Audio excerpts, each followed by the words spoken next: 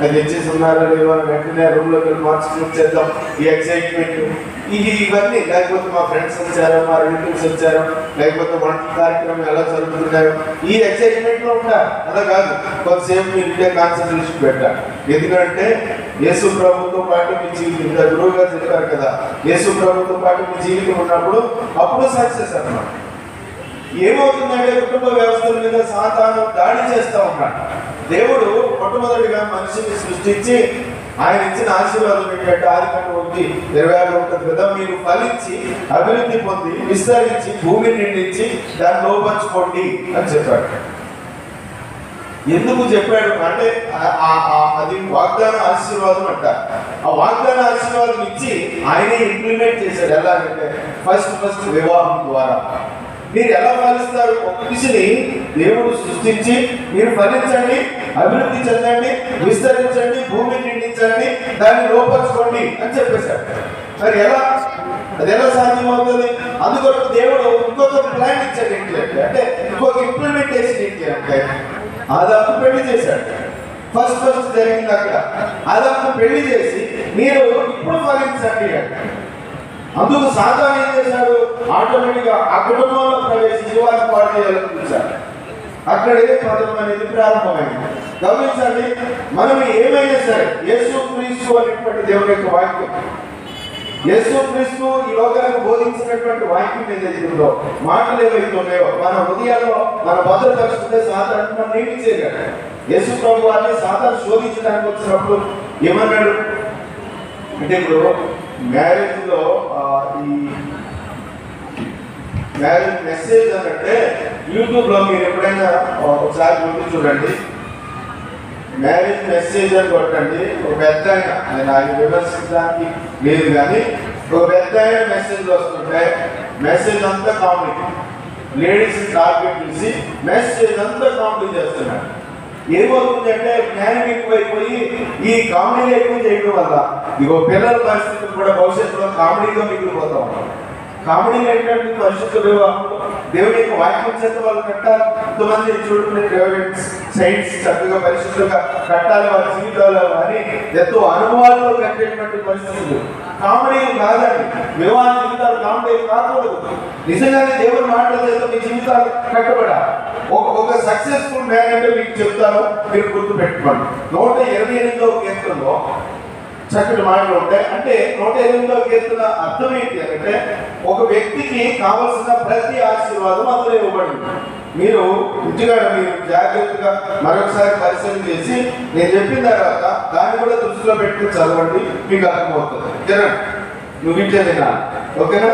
Manager కాబట్టి నేను కొంచెం చదువు తీసుకుంటాను, తప్పదు, నువ్వు వినాలి. ఈ 128వ కీర్తనలో ఉన్నది ఏంటి అంటే ఒక మనిషికి కావలసిన 4 ఆశీర్వాదాలు, అంతకు మించి ఏమి కోరుకోడు. ఈ 4 ఆశీర్వాదాల గురించి చెప్పాడంట. ఒక వ్యక్తి ఎప్పుడు ఆశీర్వదించబడతాడు, ఎలా ఆశీర్వదించబడతాడు, లేకపోతే ఆశీర్వాదం అంటే ఏంటి అనేది చెప్తాడు. ఒకవేళ డబ్బు బాగా సంపాదిస్తే ఆశీర్వాదం అనుకోవడానికి లేదు, అధికారం హోదా స్థాయి ఉంటే ఆశీర్వాదం అనుకోవడానికి లేదు.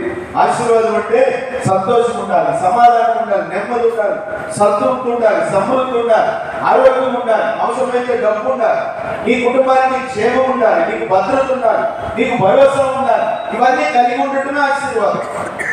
ఈ ఆశీర్వాదం గురించి 4 రకాలుగా దాన్ని డివైడ్ చేసి 128వ కీర్తనలు ఇచ్చాడండి. ఏమని చెప్తున్నాడు తెలుసా? నిశ్చయముగా 2వ వచనం నుంచి నేను చదువుతాను. నిశ్చయముగా నీవు నీ చేతుల కష్టార్జితమును అనుభవించదు. Economical blessing. బాబు వింటున్నావు కదా? ఓకే, పెళ్లి కూతురు చూస్తుంది రాయకు, పెళ్లి కొడుకు మనకు తరలించుకున్నాడు కాదు, అలాగా ఇప్పుడు ఎలాగో తర్వాత పెళ్ళి అయిన తర్వాత తరలించుకోవడం తప్పదు కదా. అంటే 2 భార్య భర్తలు ఎప్పుడు సంతోషంగా గడుపుతున్నారంట. ఊరికే మధ్యలో జోక్ చెప్తున్నారు.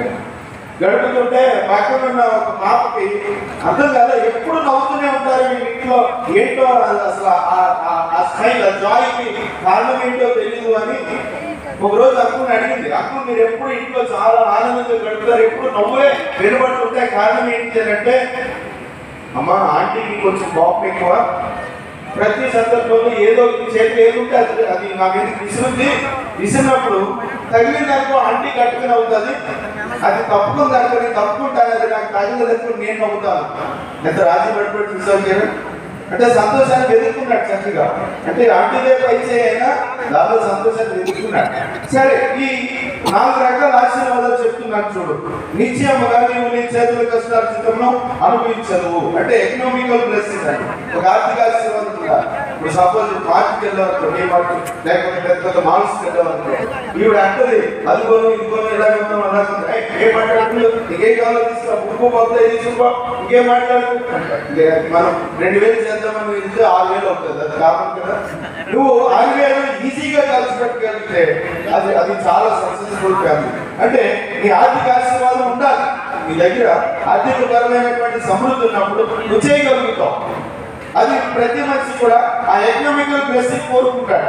ఇంకోటి ఏంటంటే నీవు ధన్యుడవు, నీకు మేలు కలుగును. వ్యక్తిగత ఆశీర్వాదం. ఇప్పుడు చూడు, మీ మామయ్య గారు ఉన్నారు కదా, కమలరాజు అన్నయ్య గారు. చూడు ఎంత చక్కటి పేరు, చక్కటి గ్యాప్ అయింది. కమలరాజు గారు అంటే ఒక గుర్తింపు ఉంటుంది. అంటే అది ఒక వ్యక్తి, ప్రతి వ్యక్తి కోరుకుంటాడు, నాకు అంటూ ఒక ప్రత్యేకమైన గుర్తింపు కావాలి అని. అది ఇది అంటున్నాడు, నీవు ధన్యుడవు, నీకు మేలు కలుగును. మూడవది, నీ లోగిట నీ భార్య ఫలించు ద్రాక్షవల్లి వలె ఉండును అంటాడు.